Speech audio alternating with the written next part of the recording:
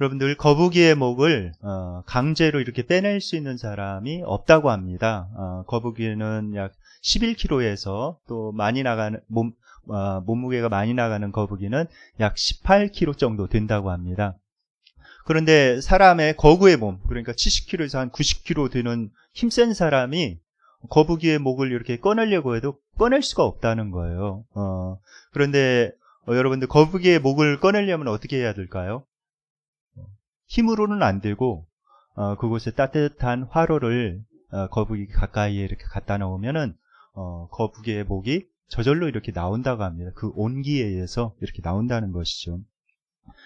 우리가 그 태양과 바람에 그런 바람이 어떤 사나이가 오버를 입고 이렇게 걸어가는데 그 오버를 벗겨내는 그런 내기를 하는 것과 이렇게 같습니다.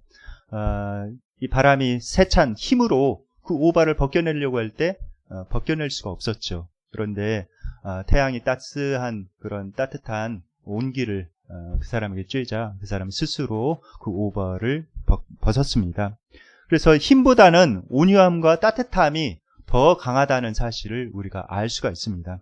그런데 요즘에는 그런 온유함에 대해서 사람들이 별로 좋아하지 않는 것 같습니다. 환영받지 못하는 것 같아요. 왜냐하면 사람들이 온유함이라고 할 때 어떤 부드러운 이미지도 있지만은 나약함, 유약함, 자기의 뭐 의견이나 이런 것들을 이야기하지 못하는 나약한 그런 사람으로 이렇게 생각하기 때문에 그렇습니다. 현대인의 주요 관심사는 무엇인가? 힘이나 돈이죠. 어떻게든 많이 이렇게 소유하고 많은 권력과 돈과 힘을 소유해서 사람들에게 그것을 과시하고자 하는 그런 욕구가 현대인에게는 많이 있습니다. 그래서 이제 영화들도 보면은 뭐 슈퍼맨, 600만 불의 사나이, 원더우먼, 뭐 어벤져스, 스파이더맨 이런 거 보면은 대부분 사람들의 흥미를 많이 끄는 그런 영화들은 그런 힘을 과시하는 그런 영화죠. 그래서 사람들이 그 영화를 보면서 대리 만족을 이렇게 느끼게 됩니다. 그리고 사람들 사고 가운데는 진화론이 많은 그런 영향을 미쳤던 것 같아요. 진화론의 영향을 받아서 어떤 약육강식의 그런 사고가 사람들 마음속에 있는 것 같습니다. 그래서 강한 자만이 이렇게 살아남을 수 있다라는 그런 생각이 마음 가운데 있어서 사람들이 어떻게든 뭐 이렇게 강하게 이렇게 보이려고 하고 어떻게든 이렇게 힘 있는 사람을 이렇게 선호하는 것 같습니다. 그러나 이런 사고들이 굉장히 역사적으로 안 좋은 영향들을 많이 이렇게 미쳤죠. 약육강식, 강한 자만이 살아납니다. 정말 그럴까요? 강한 자만이 이렇게 살아남을까요? 그렇지 않죠. 강한 자만이 살아남는다면 사자나 호랑이나 뭐 이런 힘센 동물만이 이렇게 살아남아야 되는데 실제로 사자와 뭐 호랑이는 개체수가 점점 이렇게 줄어가는 반면에 약한 동물, 토끼라든지 뭐 이런 약한 동물들은 더 이렇게 잘 살아내고 있습니다. 또 약육강식의 영향을 받은 그런 사람이 하나 있죠. 그 사람이 바로 히틀러입니다. 진화론적인 그런 약육강식에 영향을 받은 사람, 이 사람이 이런 것에 의해서 전쟁을 일으켰어요. 그 사람이 전쟁을 일으키면서 내세운 것이 뭐냐면은 인종청소입니다. 인종청소. 그래서 우등한 민족이 살아남고 열등한 민족은 없애버려야 돼. 그래야 인류가 진보가 있다라고 이렇게 생각을 해서 다른 민족들을 막 이렇게 학살하고 죽인 것을 우리가 기억을 하고 있습니다. 그런데 하나님의 가르침은 달라요. 하나님께서 말씀하시는 가르침은 다릅니다.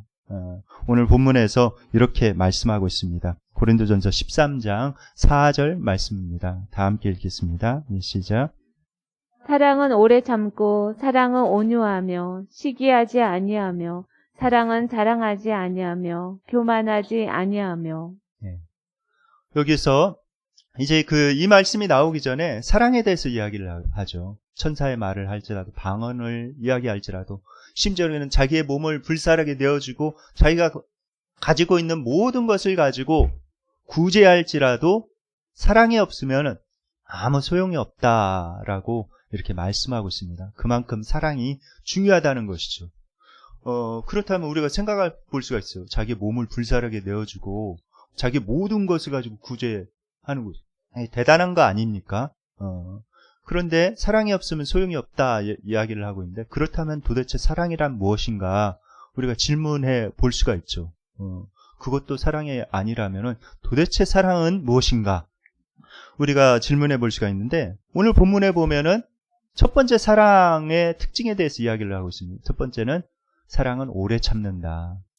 오래 참음이 사랑이라는 거예요. 두 번째 중요하게 이렇게 등장한 것은 사랑은 온유하다. 그러니까 온유함이 사랑이라는 것입니다. 참 중요한 특징이죠. 사랑의 두 번째 중요한 걸로 이렇게 등장한 것이 온유한 것이에요. 그렇다면 온유한 자는 어떤 사람인가 우리가 질문해 볼 수가 있죠. 온유한 사람은 어떤 사람입니까? 온유한 사람은 어떤 천성적인 그런 부드러움을 나타내지는 않습니다. 천성적으로 유한 사람이 있어요. 굉장히 부드럽고 유한 사람이 있습니다.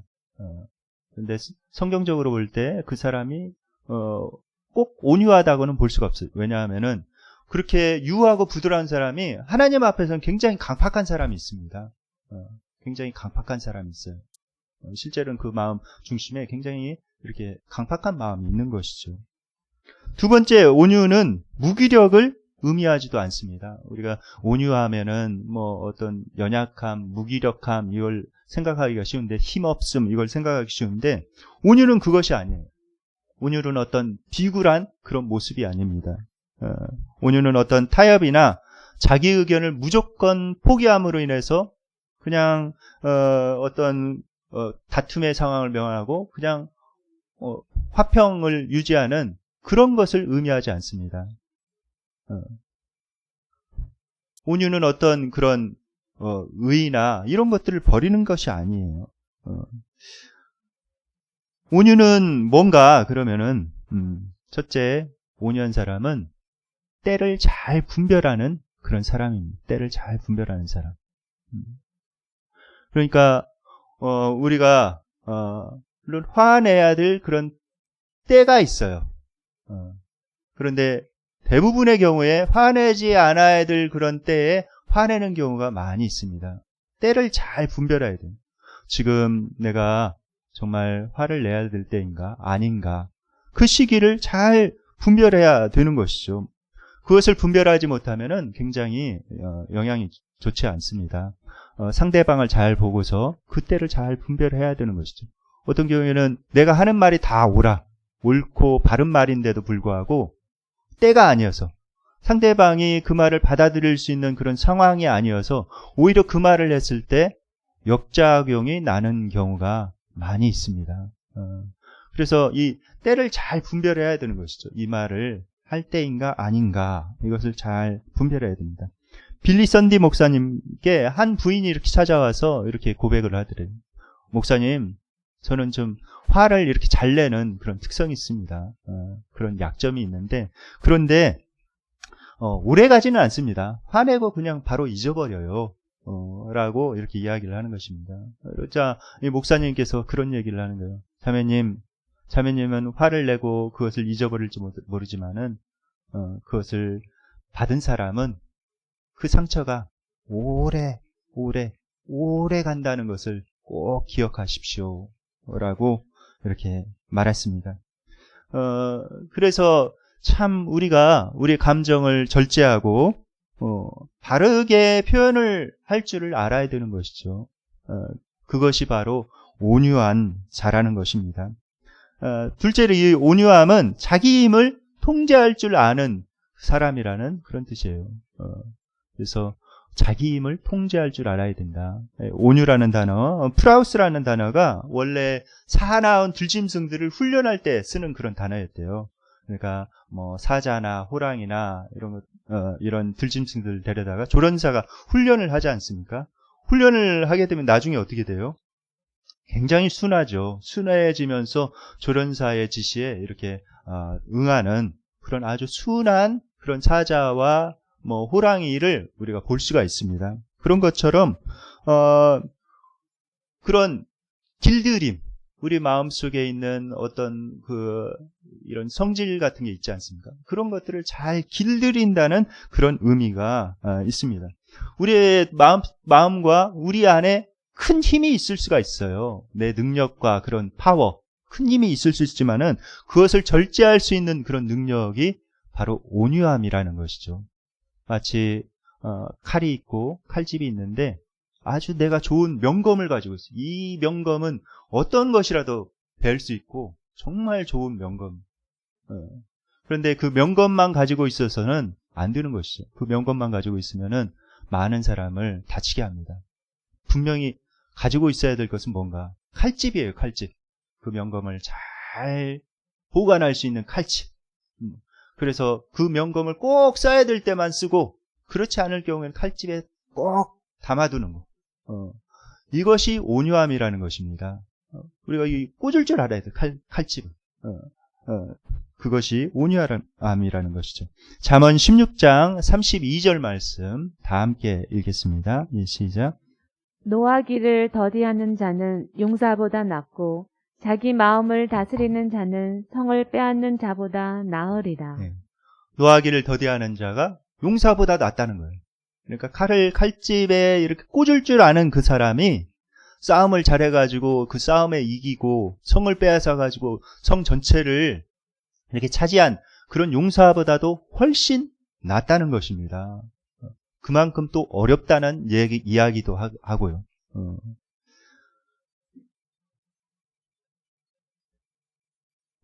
우리는 때때로 우리의 말과 그런 행동으로 인해서 잘못 이렇게 말하고 잘못 이렇게 행동을 해가지고 얼마나 후회하는 적이 많이 있습니까? 그런 적이 많이 있죠. 참아가지고 후회하는 적은 별로 없는 것 같습니다. 그런데 분노하지 않아야 될 그런 상황에서 분노하고 그래가지고 후회하는 적이 많이 있는 것 같아요. 마치 그것은 물이 땅에 쏟아지면 이렇게 주워 담기가 이렇게 굉장히 어렵듯이 그런 것이죠. 그래서 우리가 우리 자신을 잘 다스릴 줄 알아야 되는데, 특별히 어떤 다른 사람의 잘못을 우리가 이렇게 보았을 때 그것을 지적하고 그것을 교정해 주려는 그런 마음들이 많이 있죠.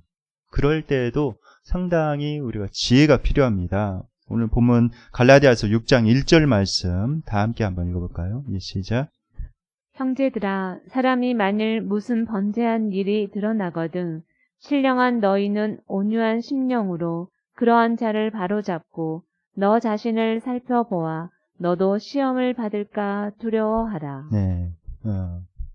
여기 보면은 신령한 너희는 온유한 심령으로 그러한 자를 바로잡고 너 자신을 살펴보아 너도 시험을 받을까 두려워하라.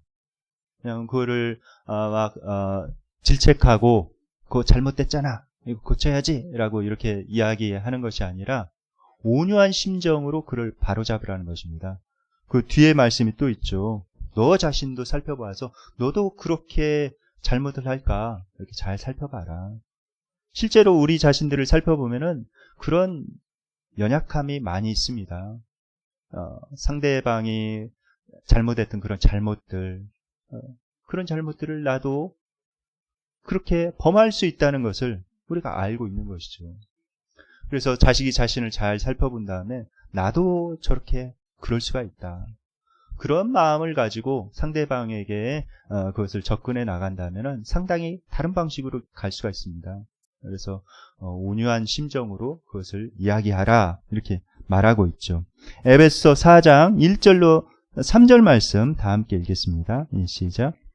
그러므로 주 안에서 갇힌 내가 너희를 권하노니 너희가 부르심을 받은 일에 합당하게 행하여 모든 겸손과 온유로 하고 오래 참음으로 사랑 가운데서 서로 용납하고 평안에 매는 줄로 성령이 하나 되게 하신 것을 힘써 지키라. 네.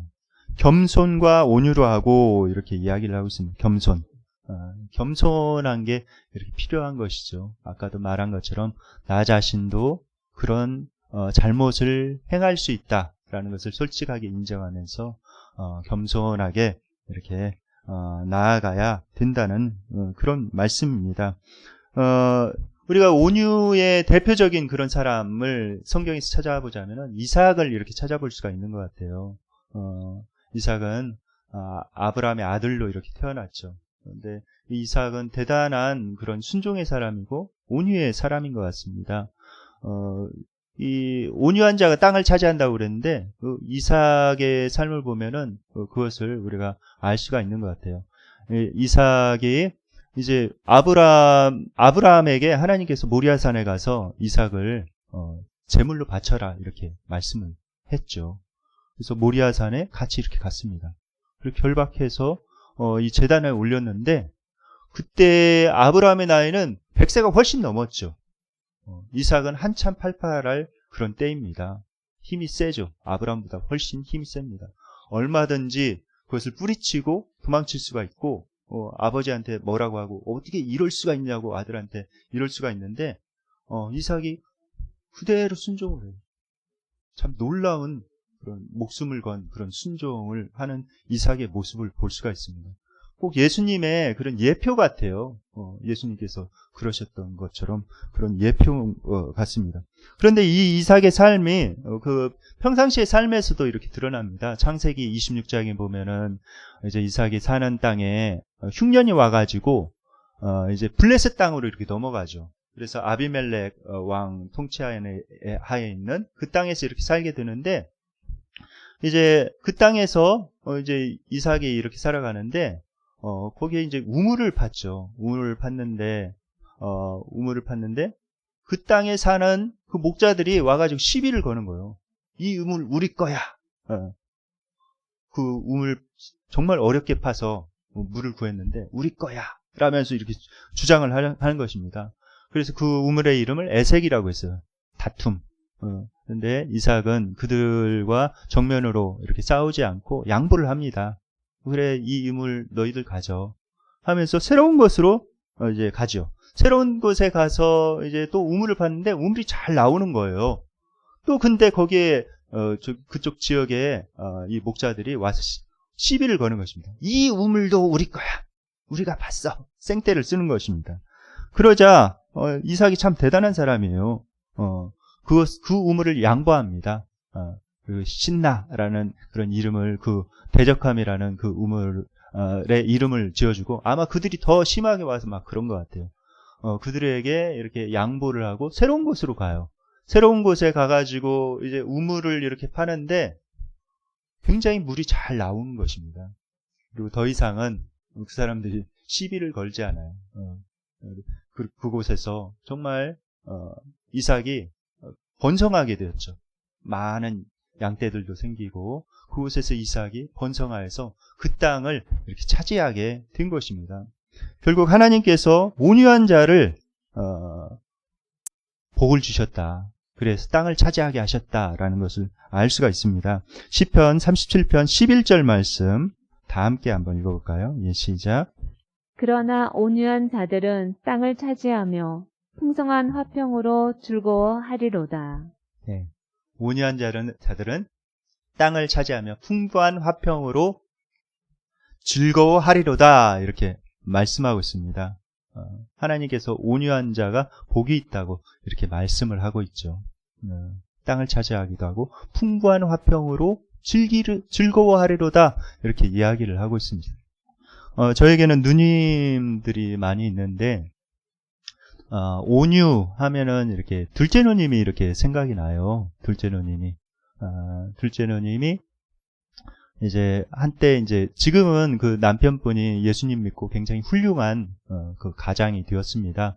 신실하고 굉장히 훌륭한 가장이 되었는데 이제 그 매형이 한때는 예수님 믿기 전에 이제 알코올 중독에다가 막 그 집안이 말이 아니었어요. 막 그 굉장히 어렵습니다. 어쨌든 폭력도 막 행사하고 굉장히 그런 어려움 가운데 있었죠.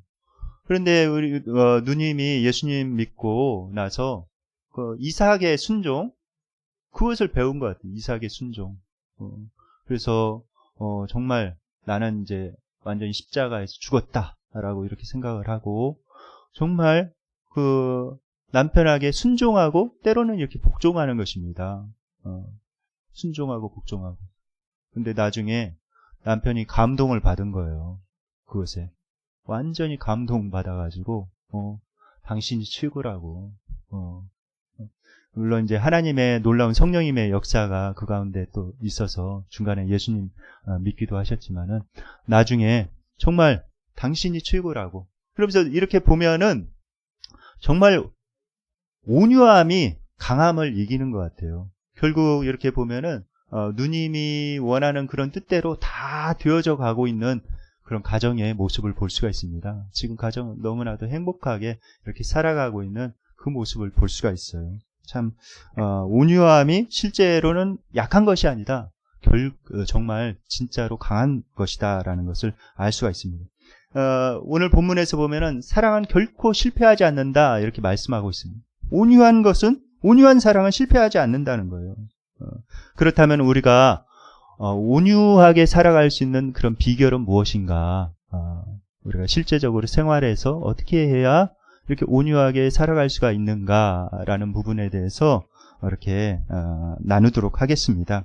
어떤 사람이 그런 거예요. 어떤 사람이 신문을 사는데 신문 파는 점원이 되게 불친절하고 이러면서 툭 던지면서 이렇게 신문을 파는 거예요. 근데 매번 그 사람이 거기 가서 이렇게 신문을 사는 겁니다. 그렇게 불친절한 사람이. 그러면서도 전혀 이렇게 기분 나빠지 않은 거예요.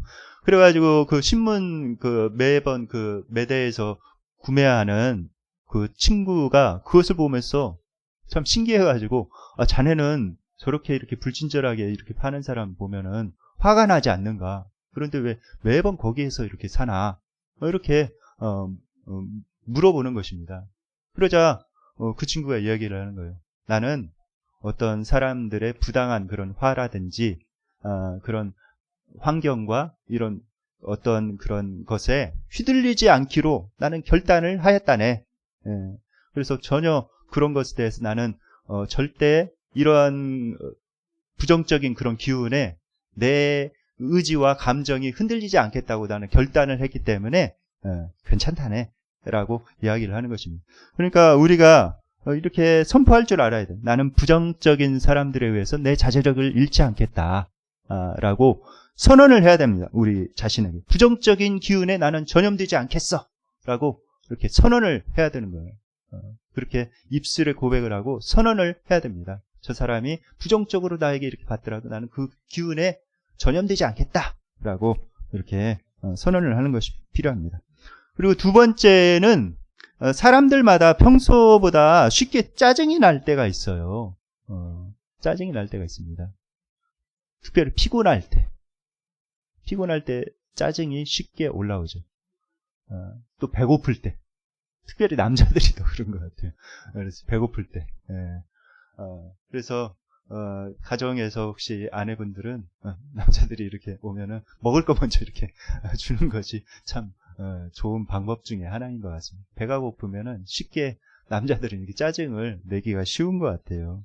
그럴 때 또 여자분들은 생리기간에 감정이 참 불안정한 때가 많이 있죠.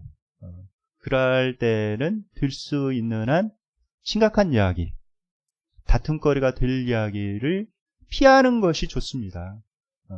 피하고 정말 상태가 좋은 상태일 때 그런 이야기들은 이렇게 하는 것이 지혜인 것이죠. 그리고 자녀들을 향해서도 이렇게 우리가 온유해야 되는데 제일 중요한 것 중에 하나가 자녀들을 향한 욕심을 버리는 것입니다. 자녀들을 향해서 욕심을 버리는 거예요. 참 요새 이제 자녀들, 특별히 이제 뭐 입시를 앞두고 있는 자녀들 보면은 참 너무나도 이렇게 힘든 과정을 지나가고 있다라는 그런 생각이 들어요. 요새 아이들은 화가 나 있습니다. 화가 나 있어요. 공부를 잘하거나 잘생겼거나 못생겼거나 화가 많이 나 있는 그런 상태입니다. 그리고 게임이나 뭐 이런 것들을 보면은 그곳에서 화난 아이들이 계속 욕설을 일상 그 언어처럼 막 주고받고 이러고 있죠.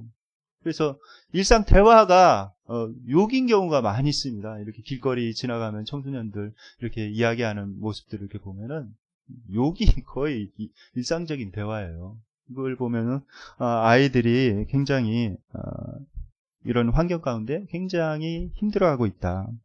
그리고 이 공부량은 끝이 없습니다. 이 입시제도가 왜 이렇게 복잡한지, 예전에는 뭐 학력고사나 수능 하나 이렇게 딱 치르고 이렇게 끝났는데 요새는 그게 아니에요. 학교에서 내신 이렇게 해야 되지. 그다음 각종 수행이 얼마나 많은지요. 수행도 해야 되지. 봉사까지 요구하지. 그 어려운 상황에서. 그 다음에 뭐 요구하는 것들이 너무나도 많이 있습니다. 그다음 학원 다니면서 학원에서 숙제는 끊임없이 이렇게 나오지. 그러니까 애들한테 끊임없이 그런 과제들이 주어지는 거예요. 쉴 새 없이. 그러니까 아이들이 굉장히 스트레스를 받고 마음속에 이렇게 화가 나 있는 것입니다. 그런 가운데 부모가 이제 욕심을 가지고 이제 뭘 더 요구를 하고 그러면은 굉장히 힘들어지는 것이죠. 굉장히 힘들어지는 것 같아요. 우리가 처음 자녀들이 태어났을 때 아마 이렇게 하나님께 기도했을 거예요. 또 그때 당시 하나님을 알지 못하다면은 이렇게 처음 태어난 아이를 보면서 이렇게 바랬을 것입니다. 아이고 어떻게든 건강하고 행복하게 잘 자라줬으면 좋겠다. 아마 그 범주에서 벗어나지 않았을 거예요. 뭐 좋은 대학 가고 좋은 직업 얻고 뭐 이렇게 돈 많이 벌고 뭐 이런 생각은 전혀 안 했을 것입니다. 대부분 얘가 건강하고 행복하게 잘 자라줬으면 좋겠다 이렇게 생각했을 거예요. 그런데 아이가 자라나가면서 이게 부모의 욕심이 덕지덕지 이렇게 붙는 것이죠. 그리고 그것을 아이에게 이런 스트레스 받아가는 환경에서 더 이렇게 요구를 하다 보면은 굉장히 아이가 큰 스트레스를 받게 되는 것입니다. 그러니까 우리가 정말 그런 부분을 잘 알고 이렇게 욕심을 내려놓고 그 자녀들을 대하는 것이 온유한 심정으로 자녀를 대할 수 있는 비결인 것 같습니다. 그리고 가장 중요한 것은 무엇인가? 가장 중요한 것은 예수님을 본받는 거예요.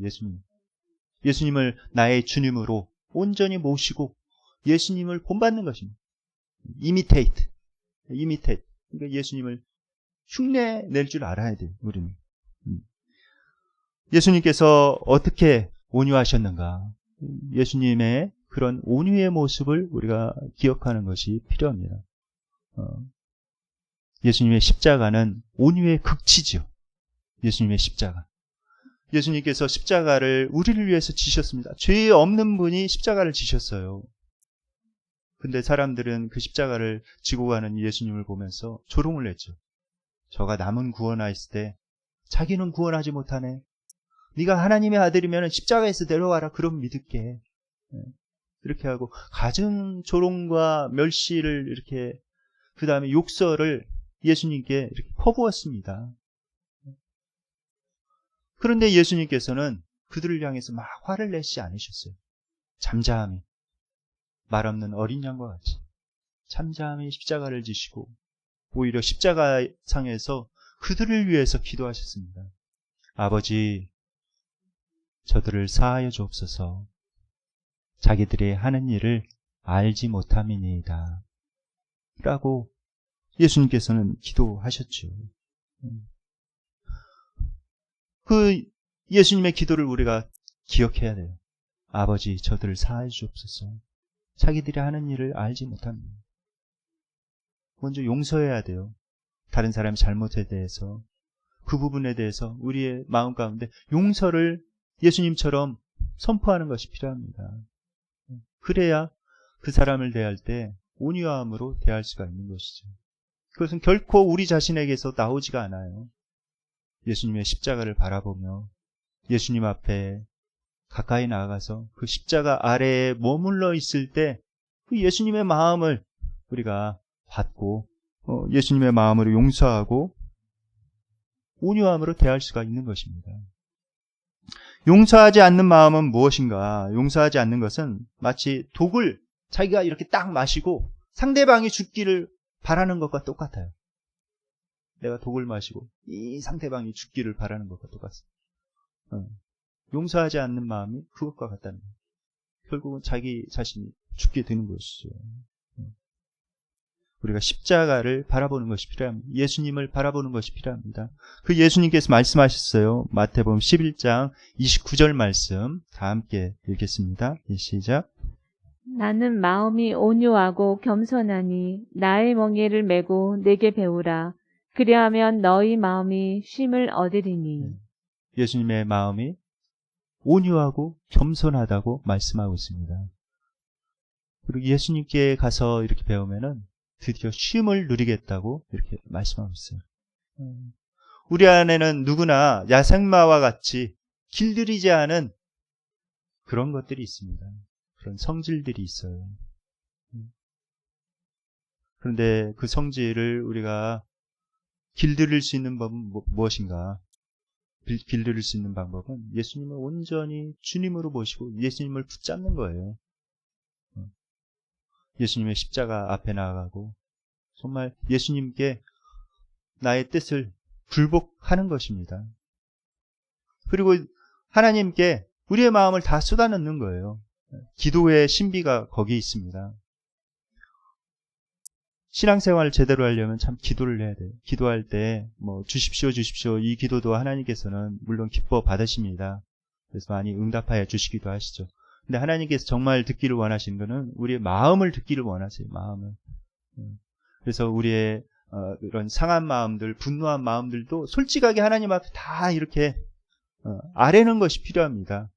시편을 여러분들 읽어보시면은 그런 탄원시들이 굉장히 많아요. 막 보면은 감정이 격해가지고 막 하나님 앞에 하나님 어떻게 저 사람 그럴 수가 있습니까? 하나님 저 사람 가만 두실 것입니까? 그러면서 악인의 등을 굽게 하시고 이빨을 뽑으시고 이런 어떻게 보면은 신앙인이 어떻게 저런 기도를 할 수가 있을까라고 생각될 정도로 이런 기도가 있습니다.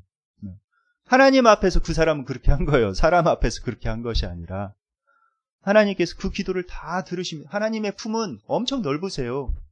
우리의 마음을 다 알고 계십니다. 우리의 생각도 다 알고 계세요.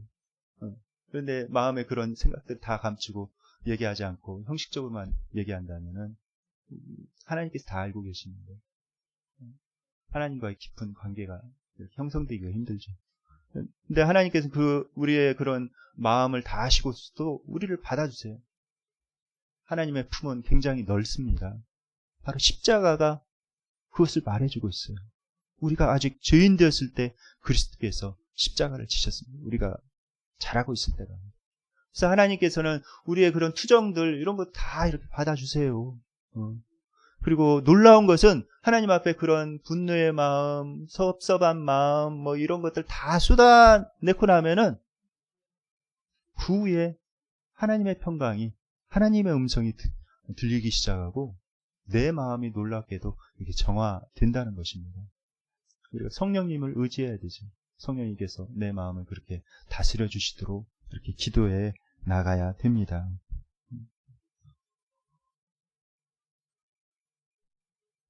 이 땅을 살아가면서 가장 중요한 것은 사랑이라고 말씀하고 있습니다. 그런데 온유는 사랑이라는 거예요. 그 온유한 사랑, 이것은 결코 떨어지지 아니하니라 이렇게 말씀하고 있습니다. 떨어지지 아니한다. 떨어지지 않는다는 그런 말이 영어 성경을 love never fail 이렇게 돼 있어요. 결코 실패하지 않는다. 온유한 사랑은 결코 실패하지 않습니다. 우리가 그 사실을 기억하면서 온유한 사람으로 이 땅에 살아가서 주님께서 예비하신 복을 다 누려받는 저와 여러분들 되시기를 예수님의 이름으로 축원드립니다. 이제 말씀을 묵상하며 기도하는 시간을 갖도록 하겠습니다.